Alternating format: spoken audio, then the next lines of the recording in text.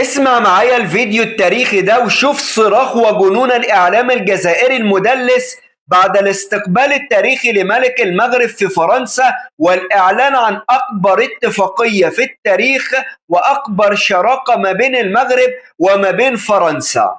بعد أن أعلنت فرنسا وأعلن المغرب عن زيارة صاحب الجلالة الملك محمد السادس نصره الله لفرنسا وتوقيع اتفاقيات غير مسبوقة لا في تاريخ المغرب ولا في تاريخ فرنسا مع دولة خارج الاتحاد الأوروبي، البلاتوهات الجزائر صراخ وتناقض مع ما يقولوه عنهم. لما عم نجيب بطيخة راح تركيا وعمل اتفاقيات مكرونة، تناقضات. ويقول لك ايه اول حاجه قالوها؟ ملك المغرب رايح يسلم المغرب لفرنسا تاني للاحتلال.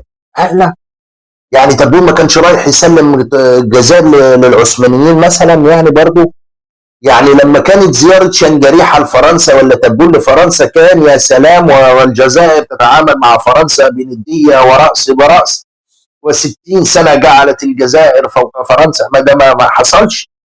شوف الاول جانب من الصراخ وتعالى اما احكي لك التناقض والكذب الفج الذي صنع مواطن 3%. وتحليلك في هذا الموقع. لكن انا نقول لكم يا جماعه في الوقت اللي رانا نتكلموا عليه على تحسن العلاقات الجزائريه الفرنسيه، راس الدبلوماسيه الفرنسيه اللي هو وزير الخارجيه يزور المغرب في فعاليه ليست بالرسميه، وهو في اطار ما يسمى بالمنظمه الفرنكوفونيه. وروح تتاكد، انا كنت اتمنى انك تتكلم عليها قاعده، نشر على منصه اكس كلام خطير جدا فيما يتعلق بالقضيه الصحراويه. في الوقت هذا كنا راح نتكلموا عليها في الوقت هذا ولكن انت استبقت الامر.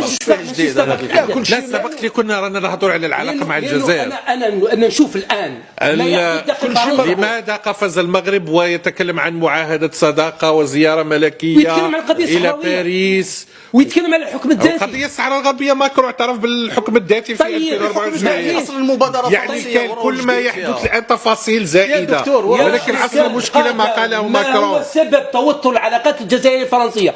الم يكن بسبب الصحراء الغربيه؟ نعم. معناتها السفير هذا او يطبق واش قال ماكرون لما اعطى الحكم الذاتي للمغرب. انا نرد على الناس اللي راهي تقول كما سي رضا راه يقول باللي شكون رضا؟ دحمة صالح دارمانا يقول باللي عنده صوت العقل. ما كاين صوت العقل.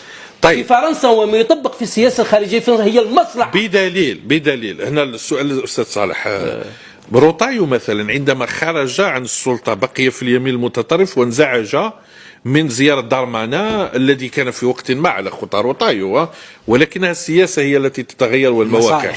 بصح روطايو شوف دار نص طويل عريض حول العلاقات مع الجزائر وفرنسا، وروطايو قال كنت وزير داخلية وأعرف هذه الأمور الأمنية والقضائية، وتحدث عن المشاعر الطيبة في العلاقة مع الجزائر، وتحدث عن بوعلم صنصال بما يعني المشكلة أكبر من مجرد تبادل قضائي أمني.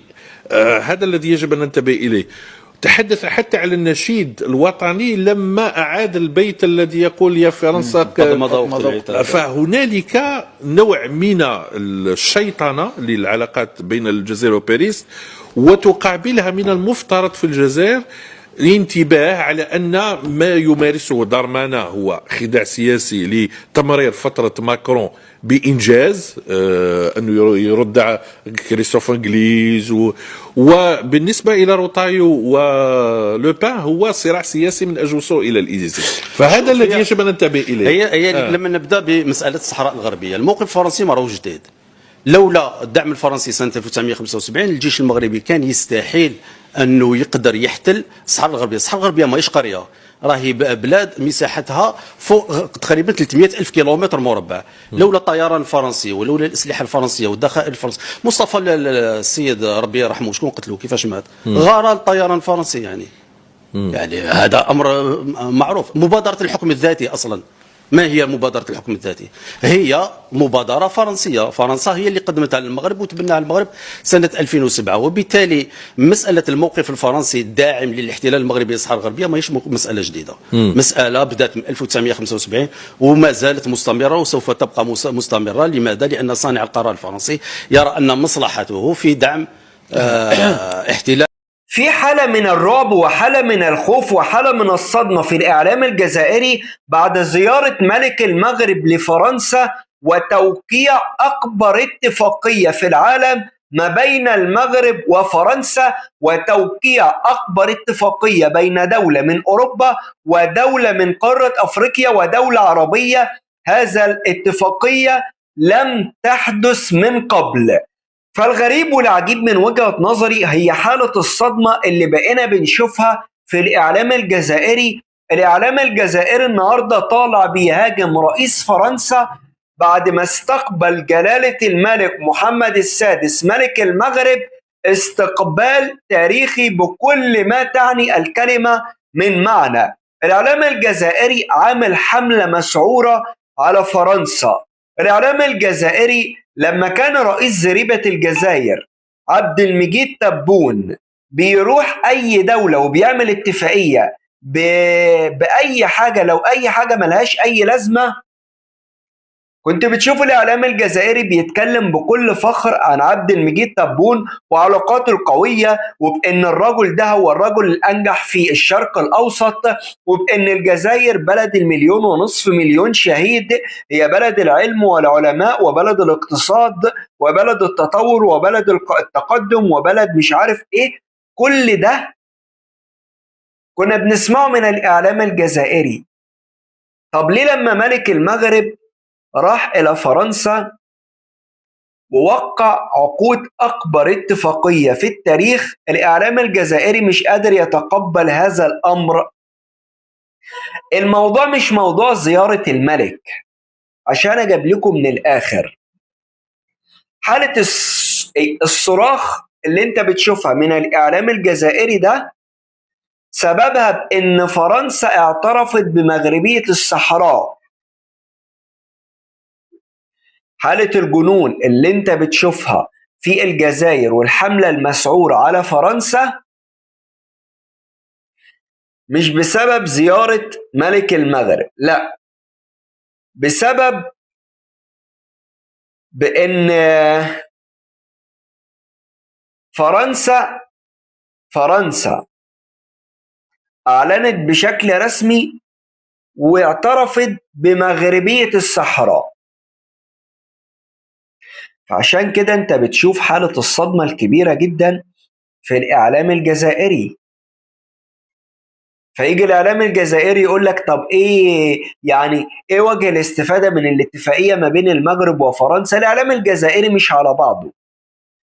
بشوف دلوقتي كل الصحف وكل المواقع في الجزائر بتتكلم عن هذا الأمر.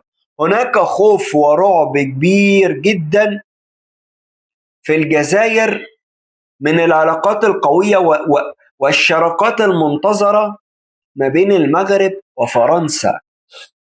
هذا الأمر يا سادة مسبب صدمة كبيرة جدا في الجزائر، مسبب صدمة كبيرة جدا جدا جدا في الجزائر، وفي حالة خوف بشكل كبير جدا. أنا قلت لك وهفضل أقولها، أي دولة شرف كبير جدا لها أنها تربطها علاقة قوية جدا مع المغرب، وفي الوقت الحالي أصبح على الجميع إن هو لازم تربطه علاقة بالمغرب. أنت كأي دولة في العالم لو بتربطك علاقة قوية جدا مع المغرب فأنت كده ضمنت النجاح، ضمنت التفوق، ضمنت التقدم. المغرب قيمة وقامة كبيرة جدا، قيمة وقامة كبيرة جدا. ديما مغرب، أشوفكم في فيديو جديد.